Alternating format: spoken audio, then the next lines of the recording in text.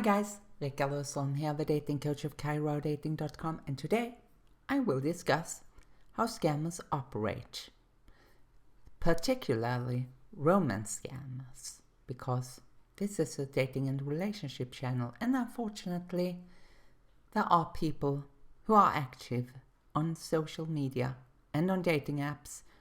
They just want to scam you off your hard-earned money, and I think we all need to help spreading the word here so you can avoid them and avoid getting scammed and face all the negative consequences that come with it is essential for all singles. Romance scammers are criminals who ruthlessly exploit people's loneliness and desperation to find love. I think we can all agree that they need to be stopped. Now, I will get very personal in this article and this video as well and share my experience with you, since I've encountered a couple of romance scammers myself and how easy they are to spot once you know their MO. You have to read the entire article or watch the entire video to figure out how you can spot a romance scammers on any dating app or on social media and what happened to me. If you want to get more information, you can hit that subscribe button and it's absolutely free. And if you like this video, you can give this video a like as well and tell YouTube that you really like this kind of content and help spread the word by hitting that share button. And if you're already subscribed, you might want to hit that notification bell as well, and I can notify you whenever I upload new videos here on my YouTube channel. And I talk a lot about relationships and dating and all aspects that come with it here on my YouTube channel. Now, I will discuss something that happened about 4 years ago. Well, it's almost 5, but here's the interesting thing.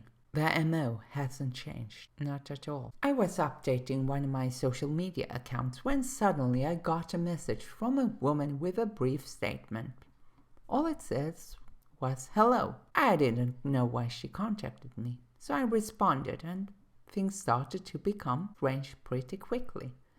But before I go into all the detail, I want to clarify something. Love scammers and other fraudsters are active where most people are active, namely on social media. Romance scams happen on social media too. For this reason, I decided not to mention which social media platform the scammer contacted me on, but I think you can get a pretty good idea when I tell you that it's a lot of picture in that social media. It is one that you can join when you are 13, at least in my country. I thought it was strange that a woman contacted me out of the blue. At the same time, I don't care, it could be for any reason, and I went into coaching mode. And that was great for me. Now, I have written about how to spot scammers on dating websites, and based on my experience, and I'm glad that it happened to me, I can say that it's quite similar how they try to work around these safety nets that people have and how they try to do it. So the MO is very much the same. And remember that this video is for information purposes only. It may be suitable for everyone to know how love scammers work so you can avoid getting scammed, and that's why I'm uploading this video. Now, I will also inform you that there was one thing that happened and it aroused my suspicion as the conversation went on. It was pretty late in the evening and I was tired after a long day's work. If you know what to look for, most scammers make mistakes that reveal them. I know how easy it is to think about this in hindsight, and the good thing is that nothing happened to me because I became aware of certain discrepancies in the story pretty soon. And with this being said, let me continue to tell you about how I almost got scammed. Step number 1, appeal to the prospective victim's sympathy. After the initial greetings, we began to text chat. Nothing that is out of the ordinary has happened so far. It's just a friendly conversation right now. I will use the term she here because I don't know if it is they or if it's he, but I do make this judgment based on the pictures that the scammer used, and it was of a blonde woman. That's why I will use she here as a pronoun. Remember that stereotypes are very similar, and blonde women is one of the stereotypes that most men want to date. Now, I personally have nothing against blonde women, but growing up in Scandinavia, you are surrounded by them, so it's nothing exotic or particular about them for me anyway. She then asked if I was working, and I kindly replied no, because it was 10 p.m. So we then told each other what kind of work we were in. I wasn't going into all the details, of course. I just tried to keep the conversation friendly and casual. And this should be one of the first things that aroused my suspicion. She misspelled one of the things she told me she was working with. If you are working with something, you would know how to spell that, right? I mean, even if you suffer from dyslexia, you will learn that and know that, I think. And I noticed that when I checked the conversation while I was writing the article that this video is based on. And I published this article a couple of days after I actually had the conversation with the scammer, and I have since blocked and deleted that conversation, so I don't have it on my phone any longer. Of course, we all know how it is when we type on our phones. We make mistakes from time to time, so I didn't give this much thought then. Then there came a strange question. Are you Jesus? It's a strange question to ask someone you've just met on social media platform that you don't know much about, and this was the first time I conversed with her. I have not shared anything that people would think of as remotely related to Christianity on this particular social media. In fact, the picture I uploaded was from a football or, to her American friends, soccer game that I watched live with my dad earlier that evening. We then told each other where we lived, and she told me she was living in the UK.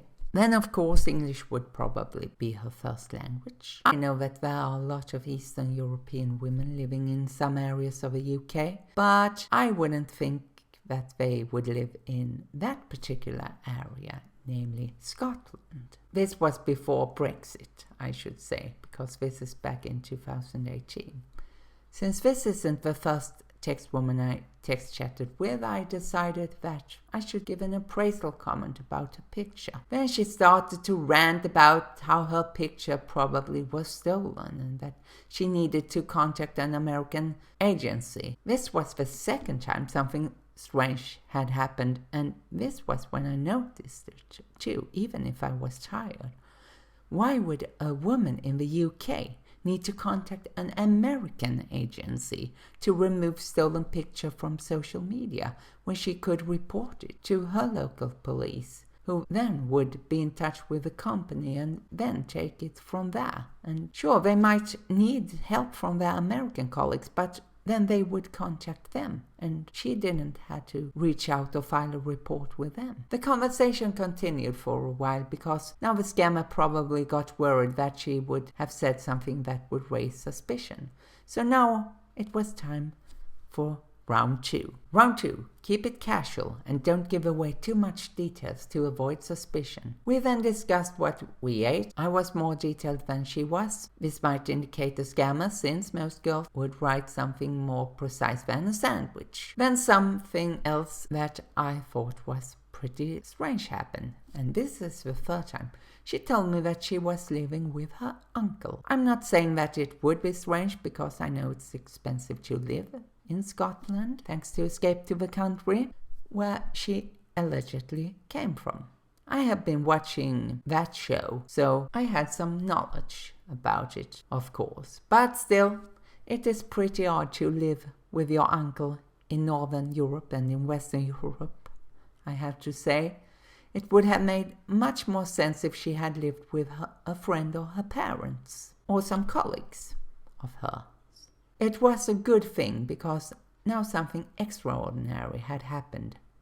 This sounded my alarm bell and all the red flags were waving. I also noticed that she had somewhat less grammatically perfect English. Then we continued to discuss our past relationship. Since I noticed that she wasn't giving too much detail, I decided not to be as detailed any longer, which made her ask more about me. This is odd because she would avoid giving away too much details and keep the conversation about me going, and I should give her all the details, which I decided not to do. I gave away one thing. I'm reading a self-help book about dating, and I did. The person told me she was looking for a man as described in Proverbs 31. I put a link to it in the article, and you can go and check it out for yourself because I put a link to Proverbs 31 if you don't know what it says.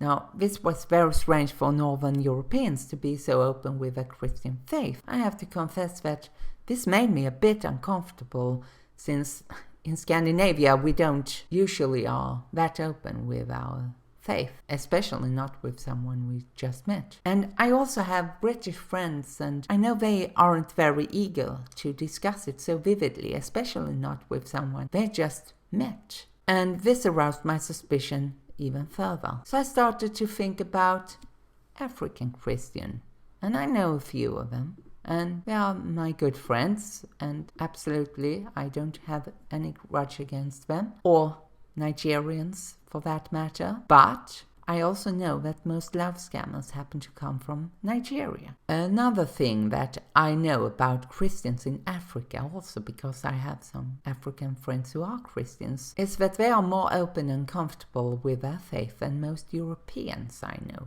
I must confess that this made me feel very uncomfortable, not because I'm not comfortable discussing Christianity, but because her pictures were a bit sexier than you should expect from such a devout woman as she claimed to be. And since I'm a Christian myself, I have experience with how Christian women everywhere portray themselves. This made me pretty sure that I was talking with a scammer. I couldn't ignore my alarm bells any longer. Let me tell you that most girls, even those who aren't referring to themselves as Christians, wouldn't share that kind of explicit pictures on social media, especially not with strangers they just met. Then the final step of a love scam came, and this is true in the make money online scam and in other scams as well, also health scams. She then said she didn't want to play games with me. I also agreed. She called me handsome, and that aroused my suspicion since I haven't really shared a lot. I mean, it was just my profile picture on that social media that she could possibly look at that time, and I haven't shared a lot of pictures, but what made my alarm bell in my head ringing was when she wanted us to continue the conversation on another app. It was strange, especially since I told her at the beginning of our conversation that it was late and I was tired and I didn't really felt to continue the conversation. I was ready to sleep because I needed to get up early the following day to work. Since I knew that the app that she wanted to send me to encrypts the conversation between people, I finally reached the point of certainty that this was someone who tried to scam me. I told the scammer that I couldn't find the app, and honestly I didn't want to be in touch with the scammer again, but I remembered how romance scams work, and this was basically the scammer's ABC. Now to the main lessons that any of you can learn from my story. Everyone can fall for a romance scam, even experts. Remember, I was pretty close myself to fall for that. What saved me from being scammed was that I'm always suspicious when someone contacts me out of the blue without a proper introduction. It's an occupational hazard, which I refer to as BS radar. Also, the fact that the person was so open about their faith made me suspicious, since that person claimed to be from Northern Europe, where that's not a big thing to discuss. You seldom discuss that on a first date. Or maybe you do, but then you meet each other face to face and it's different. Scam artists are preying on innocent victims. I played the role of a jumbass here for a while after I figured out that it was a scam to stress the scammer, and I was having a blast. Especially not finding the info the scammer needed to contact me was quite hilarious, just to withhold that. They often try to get as many details about you as possible while revealing as little as possible about themselves. Because let's face it, it's not a natural person, it's a fake personality. And if you like this video, give this video a like. Subscribe if you're not subscribed, and turn on notifications so that I can notify you whenever I upload new videos here on my YouTube channel. Stay tuned, because there are some other videos that you might appreciate right here. This is Ricard signing off. Thanks for watching, and bye.